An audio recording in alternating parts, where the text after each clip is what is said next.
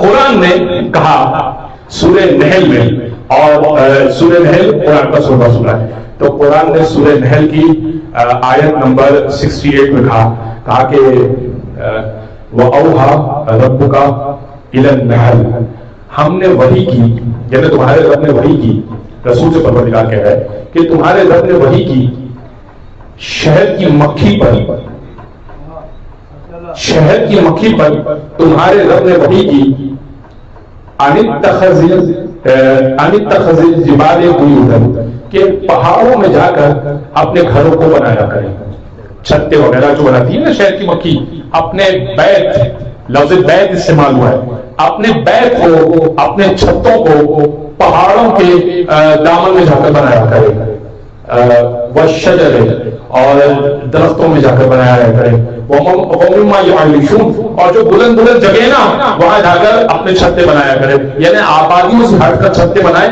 ہم نے یہ شہد کی مکھی پر وحی کی، وَأَوْحَىٰ رَبُّكَ إِلَى النَّحْلِ، ہم نے شہد کی مکھی پر وحی کی، کیا وحی کی؟ پہاڑ پر جا کر انتخذ الجبال بیوتا، کہ پہاڑ پر جا کر گھر بنائے، شجر پر جا کر گھر بنائے، درختوں پر جا کر گھر بنائے، اور جو بلند جگہ وہاں جا کر گھر بنائے۔ تو ایک تو یہ سمجھ میں آ گیا کہ مکھی کے اوپر بھی اللہ چاہے تو وحی ہو سکتی ہے۔ ابھی تو اتنا سمجھے نا، ابھی تو اتنا سمجھے، ابھی تو میں امام پہ آؤں گا بعد میں، ابھی اتنا سمجھ لیں۔ اچھا چلو اب دوسری آیت سناتا ہوں، میں تو بہت لمبی گفتگو کروں گا ہی نہیں اور زیادہ وقت بھی نہیں لوں گا آپ کا انشاءاللہ آج۔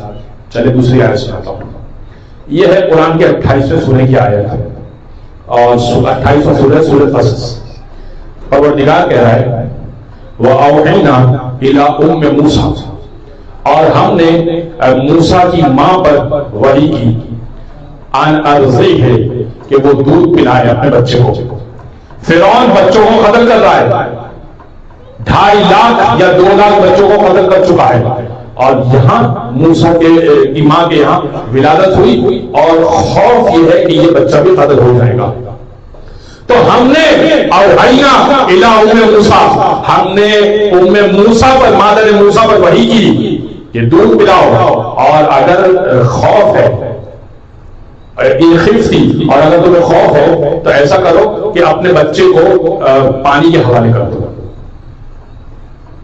پانی کے حوالے کر دو، یا دودھ پلاؤ، اور اگر خوف ہے تو دریا نیل کے حوالے کر دو۔ اور جناب موسیٰ نے یہی کیا۔ اچھا جناب مادر موسیٰ نے یہی کیا۔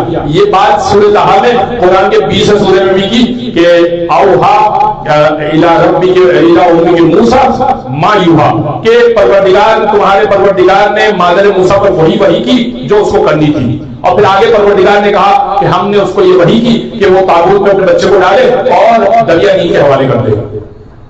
تو اب اللہ چاہے تو شہد کی مکھی پر وحی ہو جائے، اللہ چاہے تو عورت کے اوپر وحی ہو جائے۔ بھائی اب تک تو آپ سمجھ رہے تھے کہ نبی پر وحی ہوتی ہے، میں تو قرآن پڑھ رہا ہوں نا آپ کی خدمت میں۔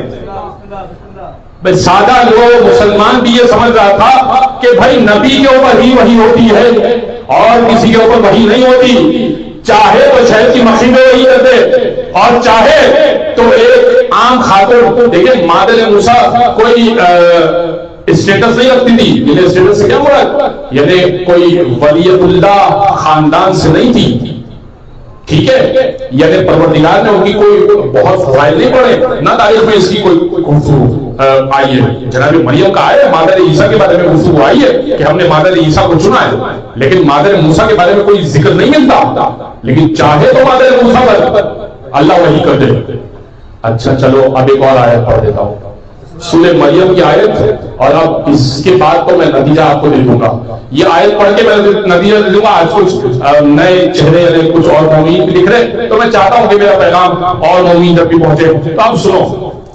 سورہ مریم قرآن کا 19واں سورہ ہے۔ میں نے کل بھی عرض کیا تھا آپ کی خدمت میں، اور آج پھر عرض کر رہا ہوں، میرے بچوں، میرے جوانوں، میرے بزرگوں، یہ جو میں آیات بتاتا ہوں نا، قرآن کا سورہ نمبر، قرآن کی آیت نمبر، اس کو حفظ کرنے کی کوشش کرو، قرآن کھول کے پڑھنے کی کوشش کرو، اس سے کہ یہ یاد رکھو گے حافظہ قوی ہوگا، ٹھیک ہے, یاد رکھو کہ حافظہ قوی ہوگا.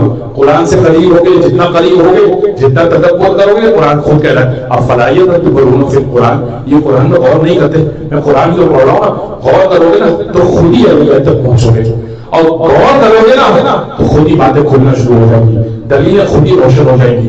پیش کرتے رہنا جہاں جہاں پریشانی پیش آ جائے. تو سنو, ایک مرتبہ سورہ مریم میں پروردگار نے کہا فَأَرْسَلْنَا إِلَيْهَا رُوحُنَا, قرآن کا 19 سورہ, فَأَرْسَلْنَا إِلَيْهَا رُوحُنَا فَتَمَثَّلَ لَهَا بَشَرًا سَوِيًّا. جناب مریم اپنے حجرے میں بیٹھی ہوئی ہیں اور عبادت کر رہی ہیں. بیت المقدس کا واقعہ ہے, فلسطین کا. بیت المقدس میں جناب مریم اپنے حجرے میں بیٹھی ہوئی ہیں اور عبادت کر رہی ہے. حجرہ بند ہے, لاک ہے, مقفل ہے, بند ہے, ٹھیک ہے. اور ہم نے ارسلنا إِلَيْهَا رُوحَنَا, ہم نے روح القدس کو بھیج دیا. وہی نہیں, صاحب وہی اتر گیا, وہی لانے والا ہی بھیج دیا جناب مریم کے اوپر. فارسلنا الیہا روحنا, ہم نے اپنی روح کو بھیج دیا, اپنے جبریل کو بھیج دیا ایک بند کمرے میں جس میں مریم عبادت کر رہی تھی. اور جناب مریم ڈر گئی اور کہنے لگی کہ اے بشر تو کہاں سے آیا. بہت ساری آیتیں میں جلدی جلدی چھوڑ رہا ہوں اس لیے کہ مجھے نتیجہ دینا ہے تاکہ تو بشر ہے, اور تو کہاں سے آیا, یہ کمرہ تو بند تھا. فتمثل لها بشرا سویا, اور وہ بشر کی صورت میں آیا تھا. ارسلنا الیہا روحنا, ہم نے اپنی روح کو بھیجا تھا, جبریل کو بھیجا تھا. فتمثل لها بشرا سویا, اور وہ آیا تھا بشر کی صورت میں. اور جناب مریم حیران ہو گئی تھی کہ یہ بند دروازے کے اندر بشر کہاں سے آ گیا.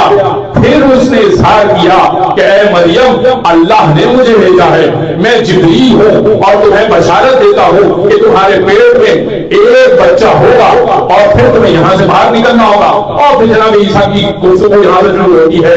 تو اب میں ایک اور نتیجہ دوں گا اور اس نتیجے کو ایک اور نتیجہ دوں گا.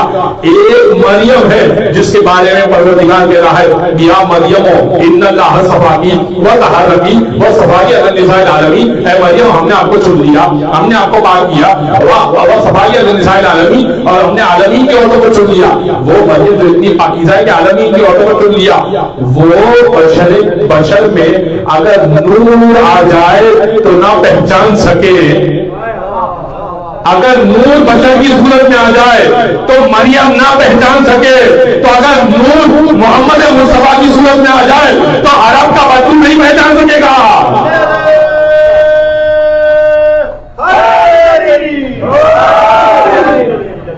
توجہ ہے حضرت گرامی, توجہ ہے. گلا نہیں گزری گفتگو, مشکل تو نہیں ہو رہی. تو اب آیت میں آپ کی خدمت میں میرا بس سمرائز کر رہا ہوں. آج تھوڑی سی سکی گفتگو ہو گئی لیکن بات میں نے ساری قرآن سے کی ہے, ادھر ادھر سے کوئی گفتگو نہیں کی ہے, اس لیے کہ مجھے اپنی بات کو انڈورس کرنا تھا اور بات کو پیش کرنا تھا. اللہ چاہے تو مکھی پر وحی کر دے, اللہ چاہے تو عام عورت پر وحی کر دے, اللہ چاہے تو جبریل کو مقدس عورت کے سامنے بھیج دے بند کمرے کے اندر. تو کیا خیال ہے اگر کوئی مکھی کے اوپر وحی ہو جائے تو تم نے مان لیا. مکھی کو کہتے ہیں نحل, ٹھیک ہے.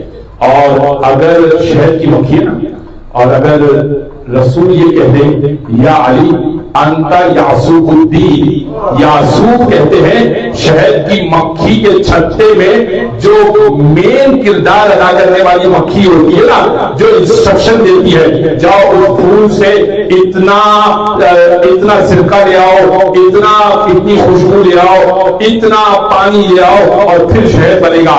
یعنی جو ملکہ مکھی ہوتی ہے اس کو یاسوق کہا جاتا ہے, عربی میں یاسوق کہا جاتا ہے. مکھی پہ وحی ہو جائے تو تم مان لو. اور علی کا لقب ہے یاسوق الدین. اے علی تو دین کا یاسوق ہے. مکھی پہ وحی ہے تو تم مانتے ہو, اور دین کا جو یاسوق ہے تو مانتے نہیں ہے, وحی ہو سکتی ہے.